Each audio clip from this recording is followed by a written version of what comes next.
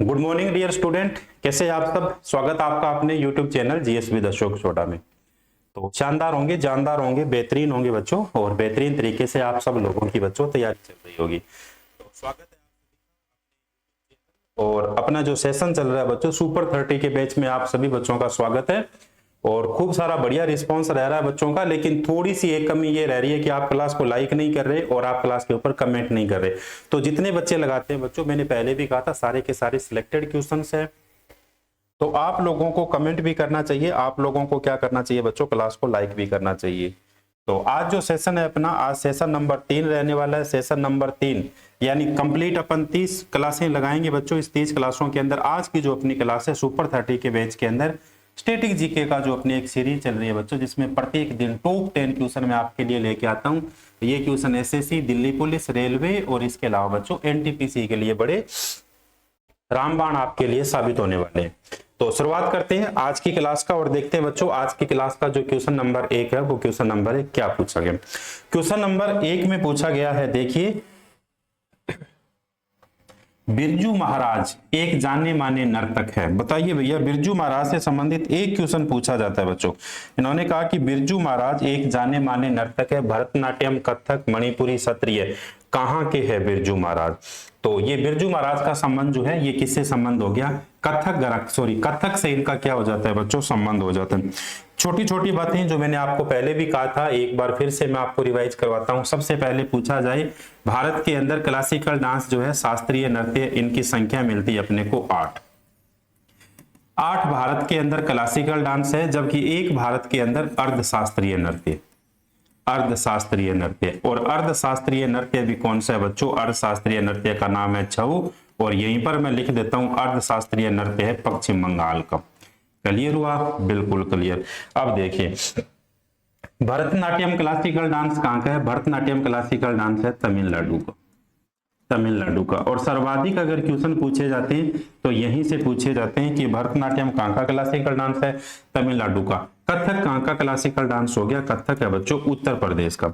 इसे आप और हम पूछा जा सकता है कि उत्तर प्रदेश का क्लासिकल डांस कौन सा हो गया, कथक हो गया। उत्तर भारत का कभी पूछ लिया जाए, उत्तर भारत, तो उत्तर भारत का क्लासिकल डांस भी अपने को यही मिलने वाला है। 3 नंबर पे ऑप्शन है अपने पास मणिपुरी। मणिपुरी कहां का क्लासिकल डांस है, मणिपुरी नाम से मणिपुर का क्लासिकल डांस है।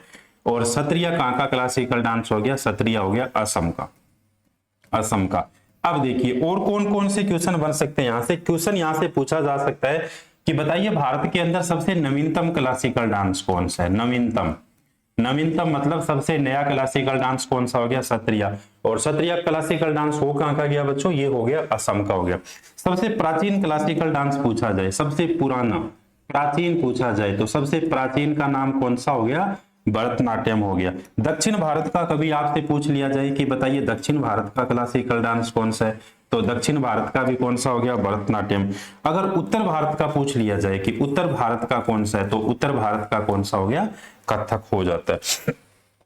अब इन्होंने क्वेश्चन में पूछा है कि बिरजू महाराज एक जाने माने नर्तक है, तो बिरजू महाराज का संबंध किस क्लासिकल डांस से बच्चों, कथक क्लासिकल डांस से बिरजू महाराज का संबंध है। यहां तक क्लियर आपको दिखाई दे रहा है, बिल्कुल दिखाई दे रहा है। देखिए, बिरजू महाराज से संबंधित कभी भी पूछ लिया जाए कि बिरजू महाराज का वास्तविक नाम बताइए, कि बिरजू महाराज का वास्तविक नाम क्या है, ब्रजमोहन नाथ मिश्रा इनका वास्तविक नाम है, ब्रजमोहन नाथ मिश्रा, ब्रजमोहन नाथ मिश्रा, नाथ मिश्रा इसका वास्तविक नाम हो गया बच्चों। तो ये जो है कथक के जाने माने नर्तक हो गए बिरजू महाराज। बिरजू महाराज का जन्म पूछ लिया जाए कि बिरजू महाराज का जन्म कहां पर होता है, यानी ब्रजमोहन नाथ मिश्रा का जन्म कहां पर हुआ, तो इनका जन्म होता है बच्चों हांडिया। और ये हांडिया है कहां पर, ये है उत्तर प्रदेश के अंदर, हांडिया या हांडिया उत्तर प्रदेश के अंदर, यूपी के अंदर इनका जन्म होता है।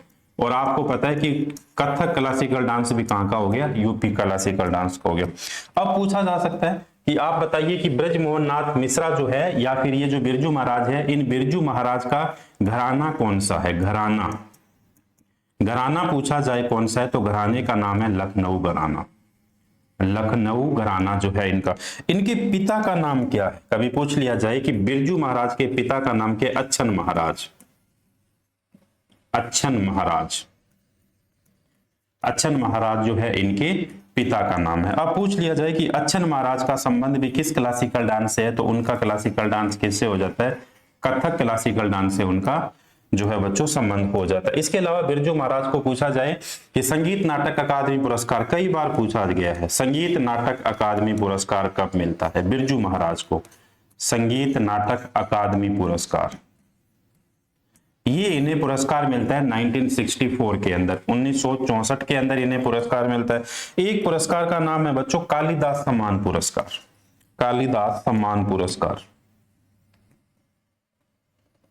कालिदास सम्मान पुरस्कार,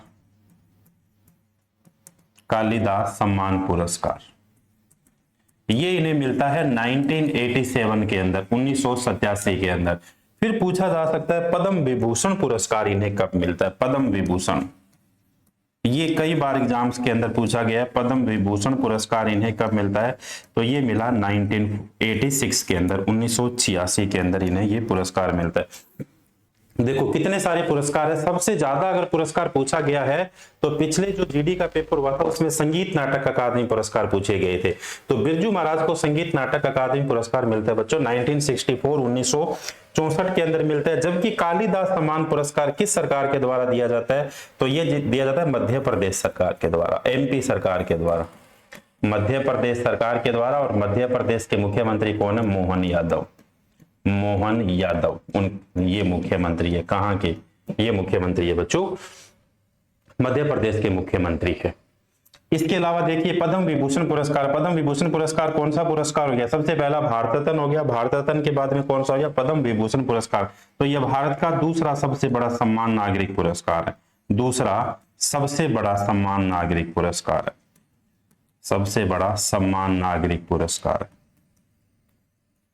सम्मान नागरिक पुरस्कार है। अब देखो अपने से पूछा क्या गया था कि बिरजू महाराज जाने माने नर्तक है, बिल्कुल अपन ने कंप्लीट इनके बारे में जानकारियां पढ़ी। फिर अपन ने क्या पढ़ा था कि भारत के अंदर क्लासिकल डांस जो है इनकी संख्या कितनी है, तो इनकी संख्या कितनी है भैया, इनकी संख्या है 8। और क्लासिकल डांस 8 कौन कौन से, देखिए फटाफट आप और मैं लिख रहे हैं साथ साथ। सबसे पहले क्लासिकल डांस अपने को मिलता है बच्चों भरतनाट्यम, बार बार मैं लिख रहा हूं ताकि बार बार आपको ये सारी चीजें क्या हो जाए, भरतनाट्यम हो गया। उसके बाद देखिए फिर मैं लिख रहा हूं कथक, कथक के बाद फिर मैंने लिखा कथकली, कथकली के बाद फिर लिखा मोहिनी अट्टम, मोहिनी अट्टम, मोहिनी अट्टम, मोहिनी अट्टम के बाद कौन सा हो गया, कुचिपुड़ी, कुचिपुड़ी, कुचिपुड़ी के बाद में देखिए कौन सा हो गया, Odissi, Odissi classical dance, Odissi classical dance के बाद कौन सा क्लासिकल डांस हो गया, मणिपुरी क्लासिकल डांस हो गया।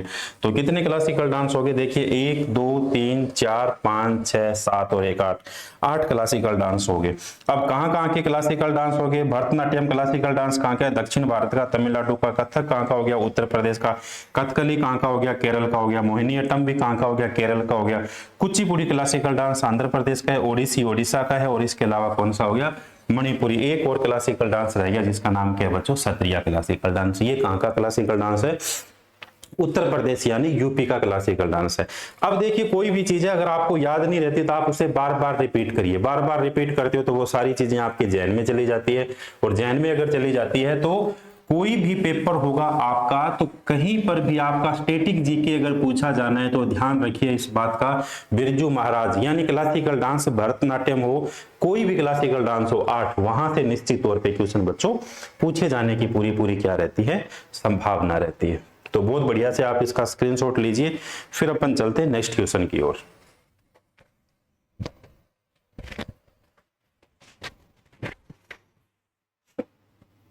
देखो क्लासिकल डांस पहला पढ़ा अपन ने, इसके बाद देखो नेक्स्ट क्वेश्चन में क्या पूछा गया। नेक्स्ट क्वेश्चन पूछा है, प्रथम मुगल शासक बाबर ने फरगना राज्य का उत्तराधिकार प्राप्त किया जब वह 12 वर्ष का था। तो फरगना राज्य का उत्तराधिकार प्राप्त किया जब वह 12 वर्ष का था। तो ये जो है 1530, 1526, 1494 और 1504। तो ये कब प्राप्त इन्होंने किया था, तो ये 1494 के अंदर इन्होंने प्राप्त किया था। अब देखो क्वेश्चन पूछा गया, यहाँ से बहुत बढ़िया क्वेश्चन बनता है, या तो क्वेश्चन बनता है दिल्ली सल्तनत से, या क्वेश्चन बनता है मुगल काल से संबंधित क्वेश्चन बनता है। तो प्रथम मुगल शासक के बारे में बात की, प्रथम मुगल शासक कौन था, बाबर था।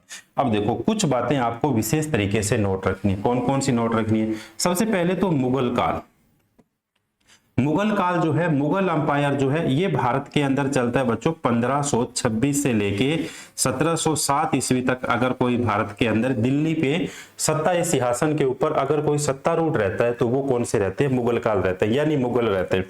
अब मुगल रहते हैं तो देखिए सबसे पहला राजा कौन था मुगलों का? सबसे पहले राजा का नाम हो गया बाबर। बाबर के बेटे का नाम आप साथ साथ बोलोगे हुमायूं। हुमायूं के बेटे का नाम अकबर।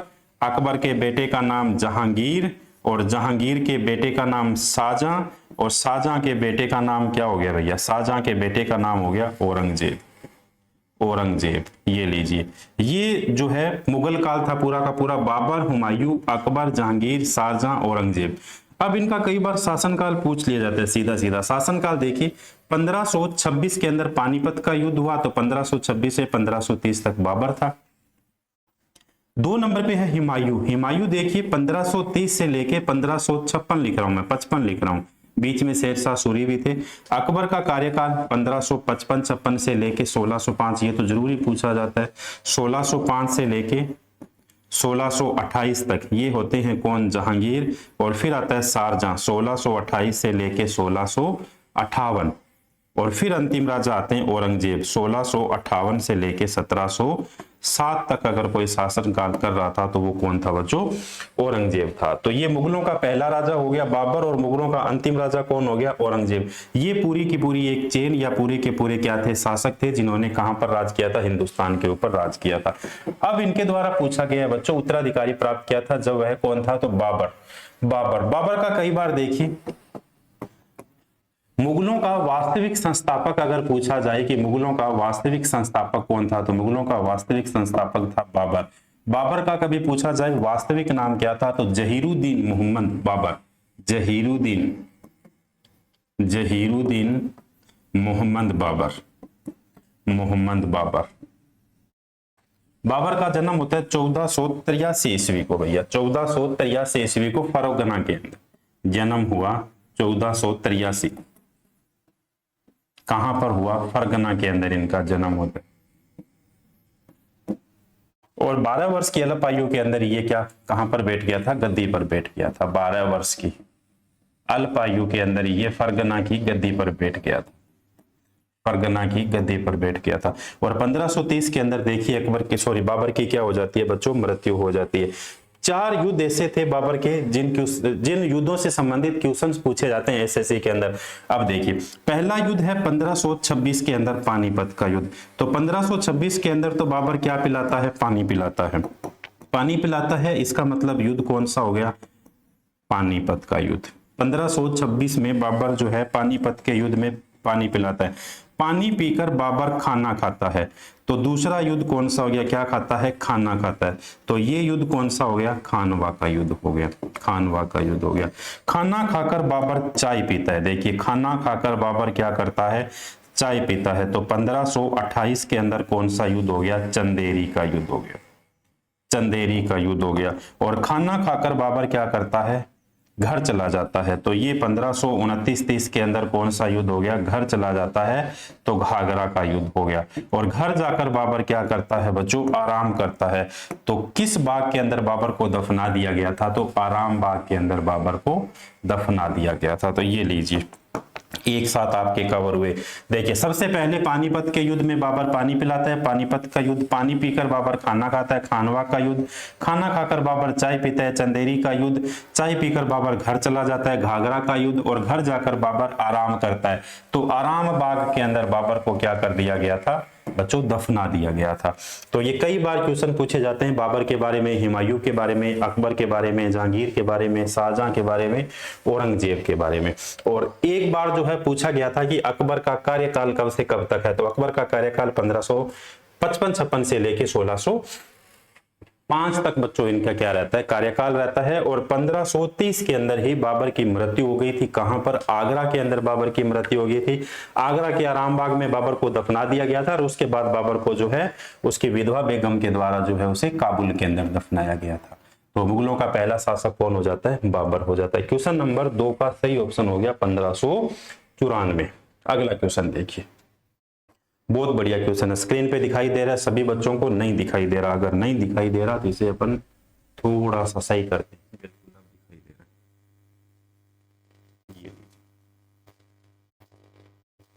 देखो क्वेश्चन क्या है। क्वेश्चन में पूछा संविधान सभा ने भारतीय संविधान को कब अपनाया था, बताइए कब अपनाया था। इस प्रकार का क्वेश्चन दिल्ली पुलिस में पूछे जाने की पूरी क्या बनती है बच्चों, संभावना बनती है।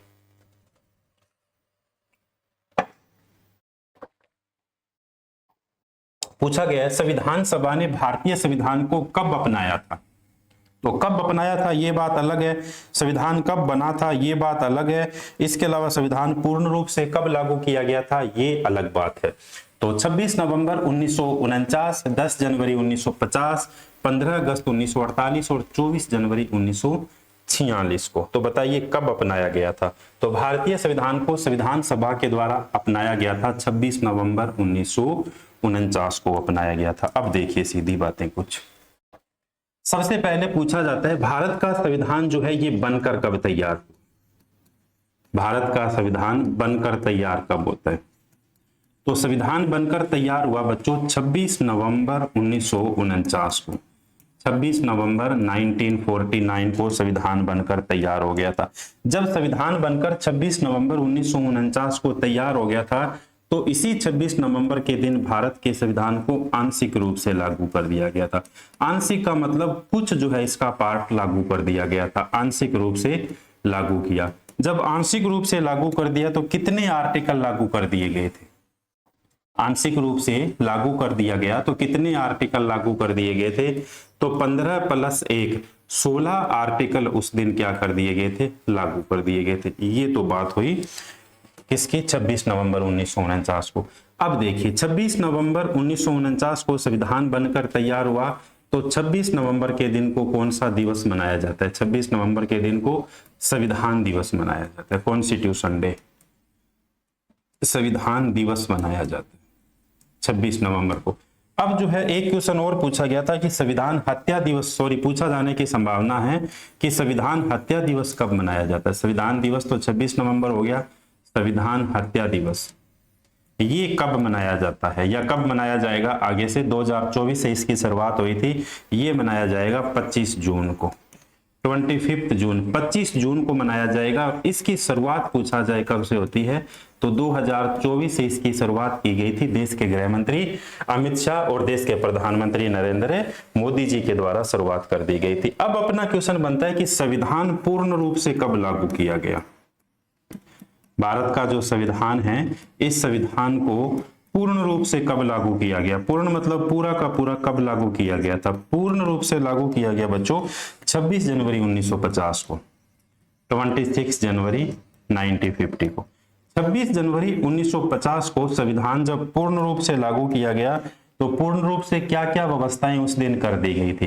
व्यवस्थाएं उस दिन ये कर दी गई थी कि सबसे पहले तो देखिए 26 जनवरी के दिन को मनाया गया, इस दिन 395 आर्टिकल लागू कर दिए गए, 395 तो जो है आर्टिकल यानी अनुच्छेद लागू कर दिए गए थे। और क्या लागू कर दिया गया था, इसके अलावा 8 अनुसूचियां लागू कर दी गई थी, शेड्यूल्स जो थे 8 अनुसूचियां लागू कर दी गई। तो देखिए 8 अनुसूचियां लागू हो गई। इसके अलावा और देखिए और क्या लागू कर दिया गया था, और 22 भागों के अंदर संविधान को बांट दिया गया था, 22 भागों में संविधान को बांट दिया गया। और भारत के संविधान के अंदर एक जो है प्रस्तावना लागू कर दी गई थी, प्रीएम्बल्स जिसे वर्तमान के अंदर कहते हैं, एक ये लागू कर दी गई थी। अब अपनी चर्चा चल रही थी देखिए 26 नवंबर 1949 या 26 नवंबर की चर्चा चल रही थी। कभी अगर अपने सामने ये क्वेश्चन पूछ लिया जाए कि आप ये बताइए कि 26 नवंबर 1949 का उल्लेख भारत के संविधान के किस उपबंध के अंदर मिलता है, तो कहां पर मिलता है, उसमें दे दिया जाए कि संविधान के अंदर ये उल्लेख मिलता है, इसके अलावा प्रस्तावना के अंदर ये उल्लेख मिलता है, संविधान सभा में उल्लेख मिलता है, कहां पर अनुसूचियों में ये उल्लेख मिलता है, बताइए कहां पर मिलता है। यानी 26 नवंबर को आंशिक रूप से संविधान को लागू किया गया, ये बात कहां पर लिखी हुई मिलती है बच्चों, ये बात लिखी हुई मिलती है प्रस्तावना के अंदर। भारत के संविधान की जो प्रस्तावना है उस प्रस्तावना में ये बात लिखी हुई मिलती है कि आज एतत् द्वारा हम 26 नवंबर 1949 को भारत के संविधान को अंगीकार करते हैं, इसका मतलब हम क्या करते हैं, इसे स्वीकार करते हैं, और इसके अलावा इनकी बातों को हम आत्मार्पित करते हैं। आत्मार्पित का मतलब हो गया इन बातों को हम आत्मा के अंदर क्या करते हैं, पिरोते हैं। तो ये जो है 26 नवंबर 1949 का उल्लेख अपने को संविधान की प्रस्तावना जैसे उपबंध जो है वहां पर इनका उल्लेख मिलता है। तो मेरे हिसाब से बिल्कुल बात समझ में आ गई होगी। अब देखिए कुछ और बातें पूछी जा सकती है, और वो देखिए बातें किस प्रकार से बनती हैं। यहां पर लिखते हैं अपन, भारत का जो संविधान लागू किया गया था, पूर्ण रूप से लागू किया गया था, उस दिन पूछ लिया जाए कि उस संविधान पर हस्ताक्षर कितने लोगों ने किए थे। संविधान पर हस्ताक्षर कितने लोगों ने किए थे, तो 284 व्यक्तियों ने हस्ताक्षर किए थे, और सबसे पहले हस्ताक्षर करने वाले व्यक्ति का नाम था पंडित जवाहरलाल नेहरू। ये वही पंडित जवाहरलाल नेहरू जिन्होंने भारत के प्रथम क्या बने, प्रधानमंत्री, सर्वाधिक लंबी अवधि तक प्रधानमंत्री बने थे। और अंतिम व्यक्ति अगर आपसे पूछ लिया जाए तो भारत के प्रथम राष्ट्रपति, जिनका नाम क्या है, डॉक्टर राजेंद्र प्रसाद। डॉक्टर राजेंद्र प्रसाद। कुल 284 लोगों ने क्या किए थे, संविधान के ऊपर हस्ताक्षर किए थे। जो तो बहुत बढ़िया क्वेश्चन था, और इसके साथ संविधान की बारीकियों के साथ अपने कई चीजें क्या की है बच्चों, कवर की है। अगला क्वेश्चन देखते हैं।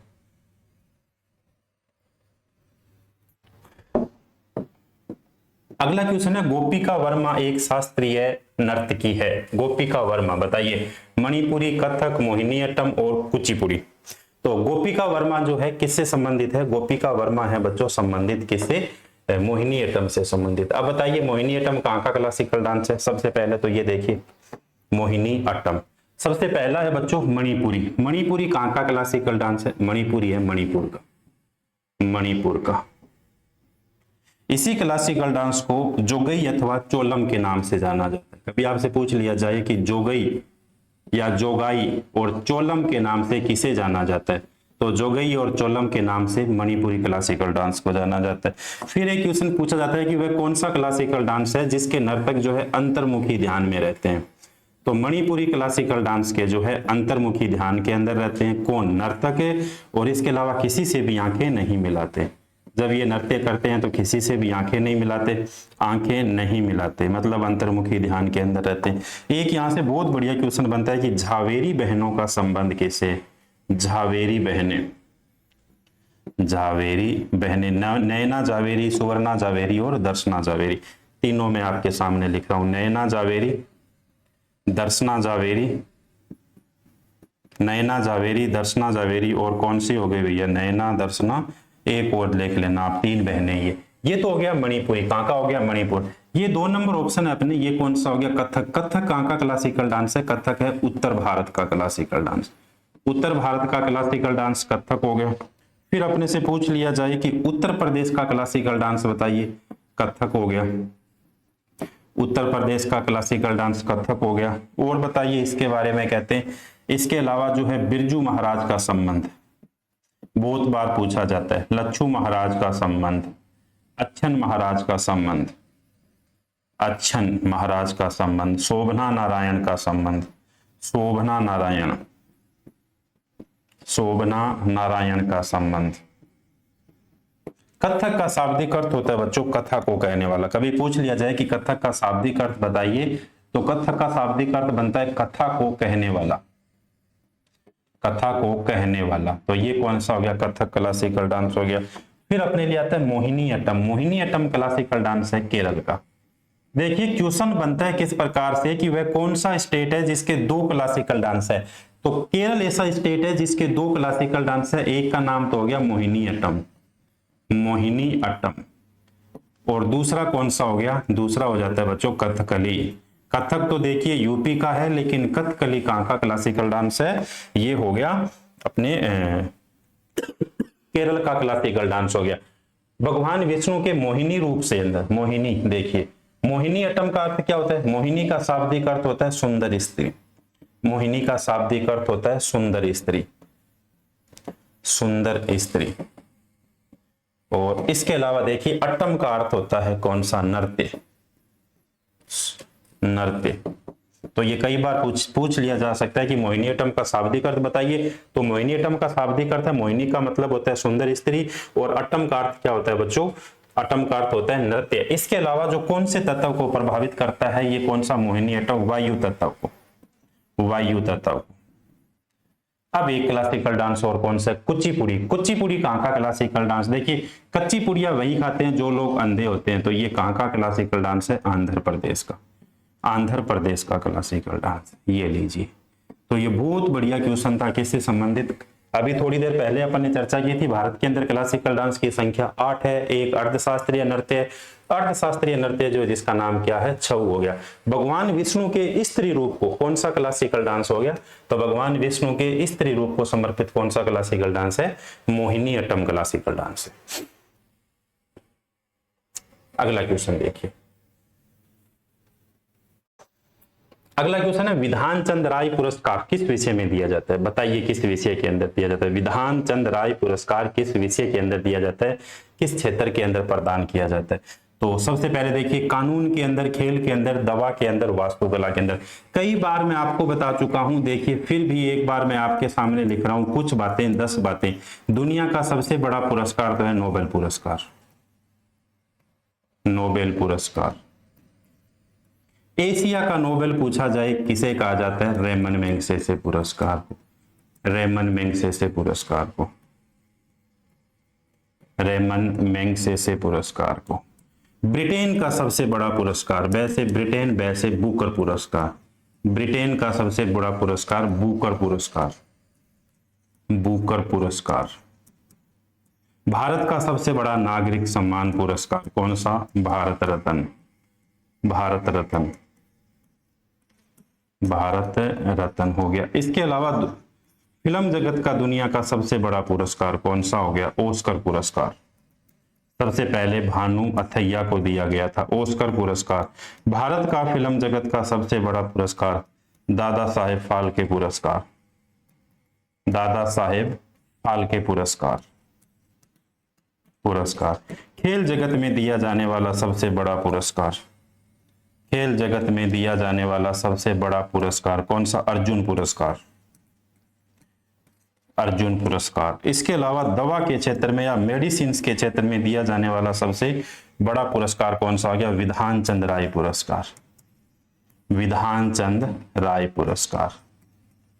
विधान चंद राय पुरस्कार जो है मेडिसिन के क्षेत्र में दिया जाने वाला सबसे बड़ा पुरस्कार। तो इस क्वेश्चन का सही आंसर कौन सा हो गया, दवा के क्षेत्र में दिया जाने वाला सबसे बड़ा पुरस्कार। एक बार फिर से देखिए, दुनिया का सबसे बड़ा पुरस्कार कौन सा हो गया, नोबेल पुरस्कार। नोबेल पुरस्कार पाने वाले सबसे पहले भारतीय कौन थे, रविंद्रनाथ टैगोर थे। पहली महिला कौन थी, मदर टेरेसा थी। एशिया का नोबेल पुरस्कार किसे कहा जाता है, रेमन मैग्सेसे पुरस्कार को कहा जाता है। इसके अलावा ब्रिटेन का सबसे बड़ा पुरस्कार बुकर पुरस्कार को कहा जाता है। भारत का सबसे बड़ा नागरिक सम्मान पुरस्कार भारत रत्न हो गया। 2 नंबर पे पद्म विभूषण, 3 नंबर पे पद्म भूषण और 4 नंबर पे पद्मश्री पुरस्कार। फिल्म जगत का सबसे बड़ा पुरस्कार ऑस्कर पुरस्कार, और भारत का फिल्म जगत का सबसे बड़ा पुरस्कार दादा साहब फाल्के पुरस्कार। खेल जगत का सबसे बड़ा पुरस्कार अर्जुन पुरस्कार, और दवा यानी मेडिसिन के क्षेत्र में दिया जाने वाला सबसे बड़ा पुरस्कार कौन सा हो गया बच्चों, तो ये है विधान चंद राय पुरस्कार है। विधान चंद राय पुरस्कार जो है, इस पुरस्कार की स्थापना पूछा जाए स्टेब्लिशमेंट कब होता है, या फिर इस पुरस्कार की स्थापना कब की जाती है।